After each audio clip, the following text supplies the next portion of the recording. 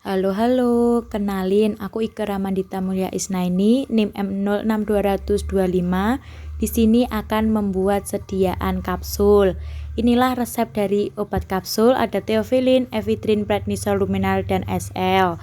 Dan ini adalah perhitungan untuk obat kapsul tersebut. Ada theophylline, diganti aminofilin, ephedrine HCl, prednisone, luminal, dan saccharum lactis. Ini bahan-bahannya ada prednisone potensi 5 mg,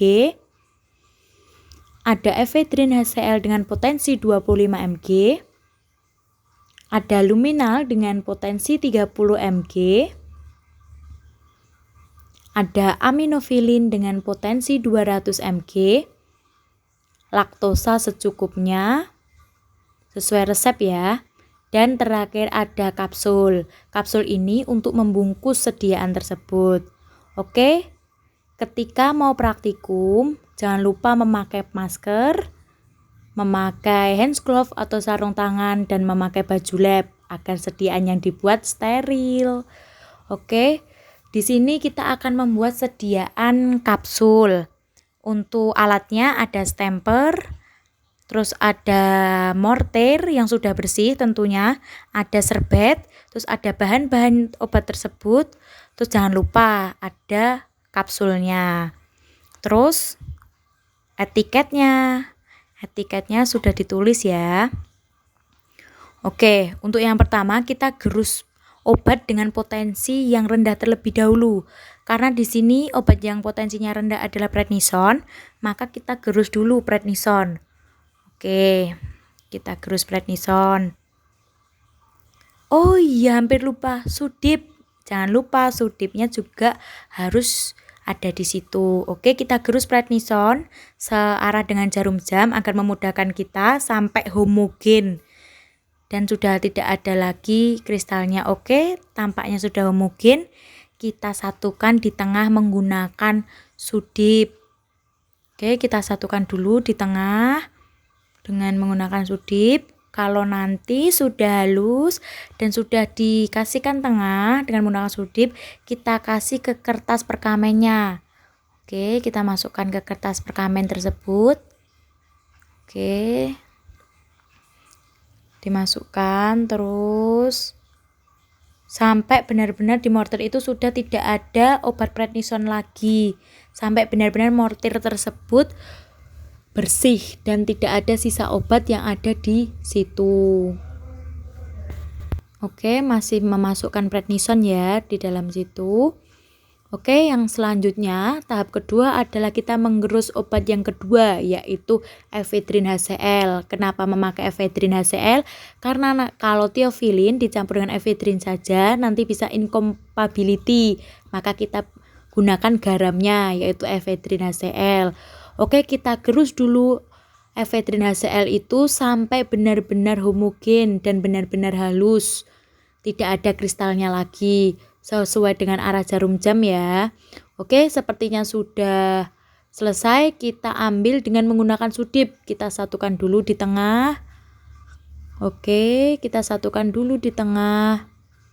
Setelah itu baru kita ambil dengan menggunakan sudip dan dikasihkan ke kertas perkamen. Oke, itu diambil. Jangan lupa untuk kertas di mortirnya itu tidak boleh sampai ada yang namanya sisa obat. Obat tersebut harus benar-benar bersih. Oke, kita ambil sampai mortir tersebut benar-benar bersih. Itu masih dalam tahap membuat mortirnya agar bersih ya guys. Jadi harus benar-benar bersih. Oke, yang nomor 3 yaitu kita gerus yang namanya luminal dengan potensi 30 mg. Oke, kita gerus luminal sama, digerus sampai homogen dan searah dengan jarum jam. Oke, kita gerus sampai benar-benar homogen dan sudah tidak ada kristal lagi. Kita gerus terus. Kita gerus. Oke, sepertinya sudah homogen. Ya, kita dilihatkan dulu Oke, yaitu kurang lebih seperti itu kalau sudah homogen. Oke, kita ambil dengan menggunakan sudip. Kita ambil dengan menggunakan sudip, pelan-pelan ya. Nanti kalau tidak pelan-pelan bisa keluar kemana-mana serbuknya. Jadi harus sabar dan juga harus pelan-pelan. Kita keluarkan, kita kasih ke kertas perkamennya. Oke, kita kasih ke kertas perkamen. Terus sampai mortir tersebut benar-benar bersih dan tidak ada sisa obat lagi yang ada di mortir. Jadi harus benar-benar diteliti apakah ada obat yang masih tertinggal di mortir atau tidak. Oke. Ya, sepertinya sudah bersih. Yang tahap keempat adalah kita menggerus yang namanya aminofilin. Oke, kita gerus aminofilin. Caranya sama, penggerusannya itu searah dengan jarum jam. Terus digerus hingga homogen dan hingga halus. Oke. Digerus terus hingga benar-benar halus.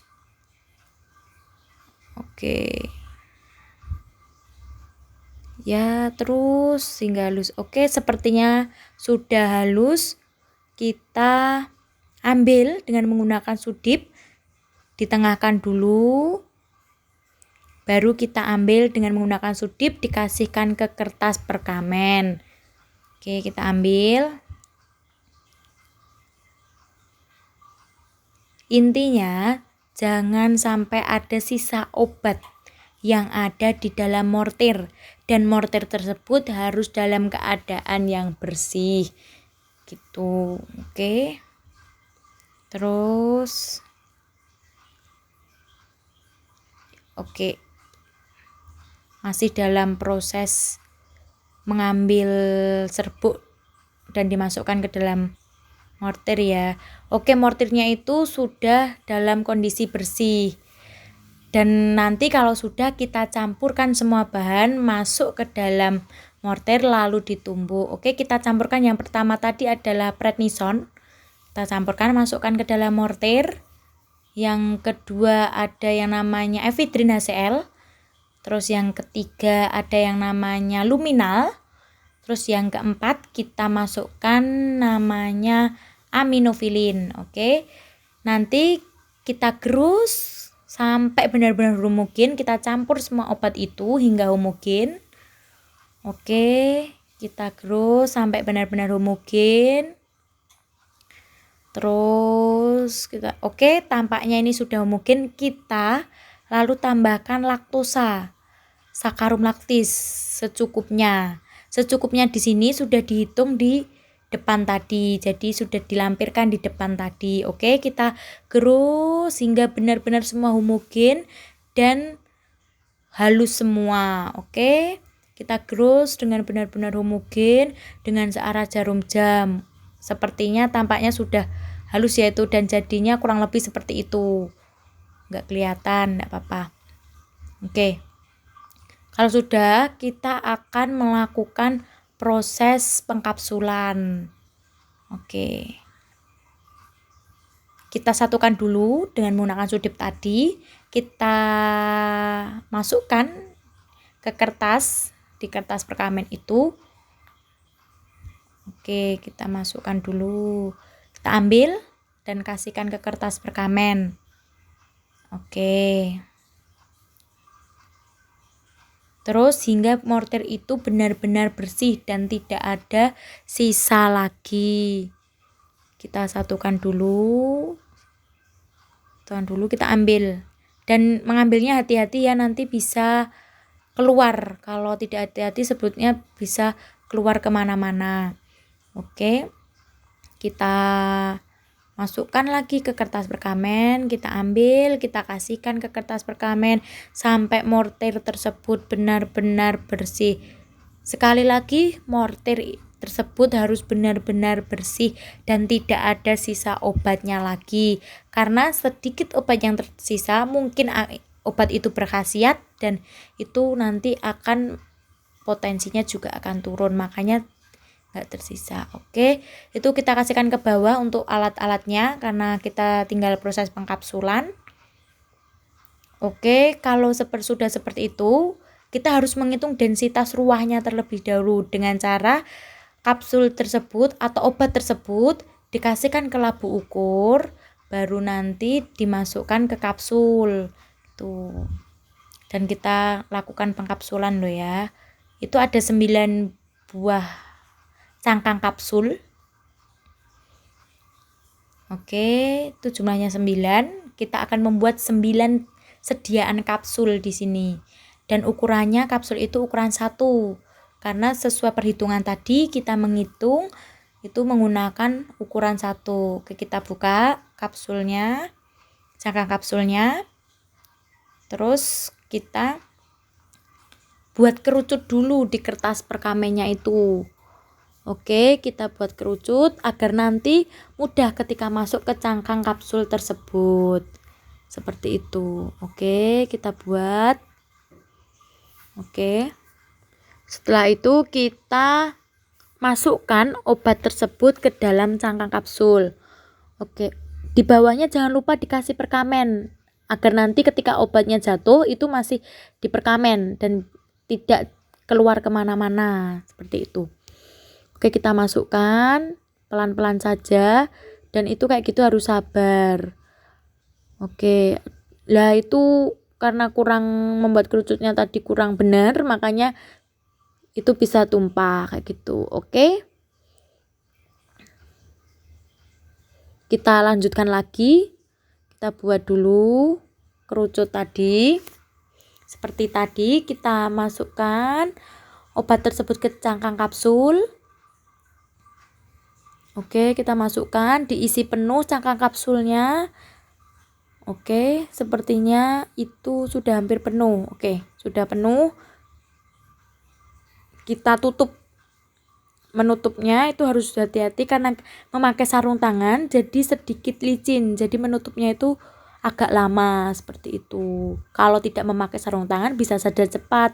Karena kalau pakai sarung tangan kan itunya licin tangannya. Oke, aduh malah jatuh. Wala-wala jatuh juga. Nggak apa-apa. Oke, udah jadi 1 kapsul. Kita lanjut ke kapsul kedua. Oke, kita buka seperti tadi cangkang kapsulnya. Kita buka. Kalau memakai hand glove memang itu agak licin. Jadi ketika kita memegang cangkang kapsulnya itu pakai hand glove itu licin. Makanya kita harus sabar, harus teliti dalam memasukkan obat tersebut di dalam kapsul. Ke dalam cangkang kapsulnya itu. Oke, ini kapsul kedua ya. Caranya sama seperti tadi, seperti kapsul yang pertama. Kita buka. Oke, kita masukkan. Diisi penuh juga. Diisi penuh kapsulnya. Oke. Terus kita lakukan penutupan terhadap cangkang kapsul tersebut. Itu agak sedikit sulit ya karena licin.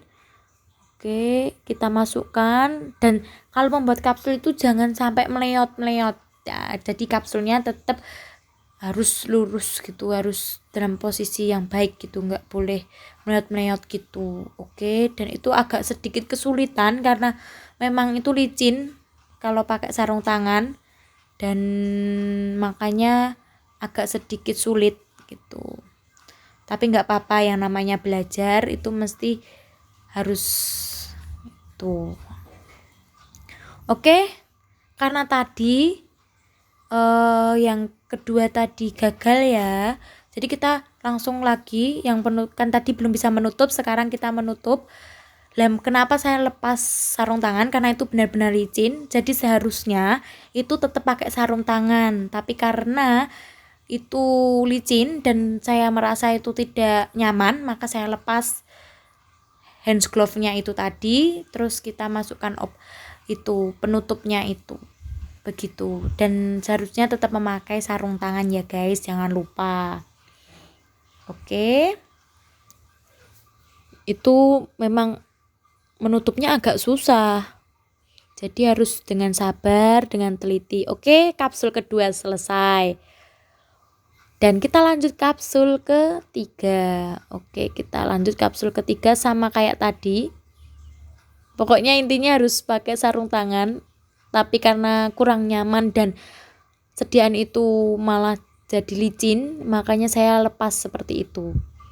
Oke, kita masukkan obat tersebut ke dalam cangkang kapsulnya. Oke, kita masukkan obat tersebut sampai kapsul itu benar-benar terisi penuh.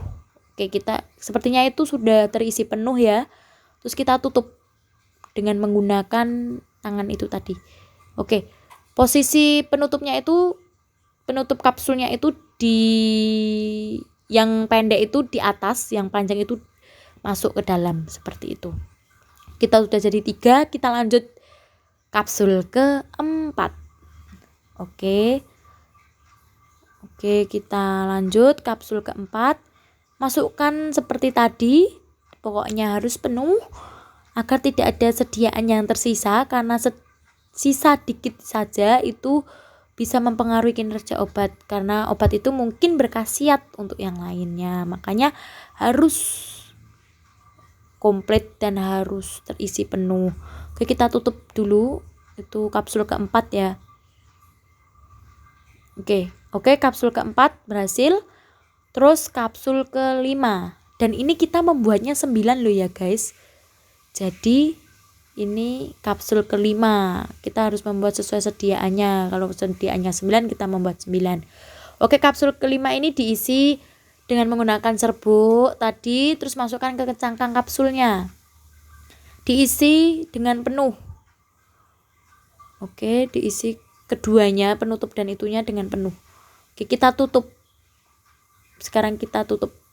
Oke, kita tutup dengan tangan kita. Dan kapsul kelima ini agak sedikit susah untuk ditutup. Oke, pelan-pelan saja Mbak, sabar, pasti bisa kok, sabar, yuk. Oke, sebentar ya guys, ini sampai grogi, karena grogi itu jadi memasukkannya pun jadi grogi loh, jadi nggak bisa, nggak apa-apa. Oke, kita lanjutkan. Oke, kita tutup dulu. Waduh, susah guys, mah merucut. Oke, pokoknya kita harus membuat itu menjadi 9 loh ya. Oke, tadi saya sudah membuat 9 dan tidak ada sisa. Terus ini kapsul tersebut dikasihkan tisu, terus dibenahi dengan menggunakan tisu, digosok-gosokkan dengan menggunakan tisu, dilap dengan menggunakan tisu. Tujuannya agar tidak menimbulkan rasa pahit ketika nanti ditelan oleh pasien. Jadi agar untuk menutupi baunya, menutupi rasanya, dan menutupi adanya obat yang masih tertinggal, sisa obat yang masih tertinggal di cangkang kapsul itu, makanya harus dilap dengan menggunakan tisu seperti itu. Oke, dilap sampai bersih dan sampai mengkilat. Oke, sepertinya itu sudah kelihatan bersih dan mengkilap, itu udah berjumlah 9. Ini ya guys, kurang lebih seperti itu. Kita masukkan ke wadahnya. Kita masukkan ke plastik, kita masukkan obatnya tadi, 9 kapsulnya tadi ke plastik. Oke. Terus kita jangan lupa masukkan etiket di dalamnya. Etiket ini berisi nama apotek, terus ada alamat apotek, terus ada nomor telepon, ada sipanya dari apoteker, ada nama apoteker, ada tanggal pembuatan obat, ada nomor resepnya, terus ada signanya dipakai untuk berapa kali, ada BUD-nya, seperti itu. Jadi kita masukkan etiket itu ke dalam bungkus kapsulnya tadi. Oke. Tujuan dari adanya etiket ini untuk memudahkan pasien agar mengetahui informasi obatnya itu digunakan berapa kali dan digunakan sehabis apa, itu biar tahu. Oke, kita tata dulu di wadahnya etiket dengan kapsulnya. Oke, kurang lebih seperti itu. Oke, kurang lebih seperti itu. Etiket dengan kapsulnya.